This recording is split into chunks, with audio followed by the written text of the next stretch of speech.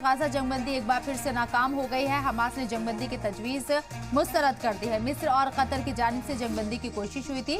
Hamas का जंगबंदी को लेकर बयान भी सामने आया है। हमास जंगबंदी की तजवीज को मुस्तरद करने के बाद बयान दिया कि परमानेंट जंगबंदी की तजवीज में नहीं हुई थी बात। हमास की तरफ से ये बात कही गई है। वाज़ेह रहे कि लगातार जंगबंदी की कोशिशें एक बार फिर से नाकाम होती हुई नजर आई हैं। कोशिशें जरूर हुई हैं, लेकिन जमीन पर, ग्राउंड पर वो कोशिशें उतरती हुई नजर नहीं आई अब तक। जिस तरीके से एक बार फिर से जंगबंदी की जो आस जगी थी वो मुस्तरद होती हुई नजर आई है और यहाँ हमास की तरफ से जंगबंदी की तजवीज को मुस्तरद कर दिया गया है। ये बड़ी खबर आपको बता रहे हैं। फिलिस्तीन के लोगों को अभी और ज्यादा इस तशद्दुद का, इस जंग का सामना करना होगा, क्योंकि जंगबंदी की तजवीज एक बार फिर से मुस्तरद हो चुकी है। हमास ने जंगबंदी की तजवीज को मुस्तरद किया है। मिस्र और कतर की जानिब से जंगबंदी की कोशिश हुई थी, जिसमें हमास का जंगबंदी की तजवीज को मुस्तरद करने के बाद बयान आया कि परमानेंट जंगबंदी की तजवीज में नहीं हुई थी बात, इसलिए इस तजवीज को मुस्तरद कर दिया जाता है।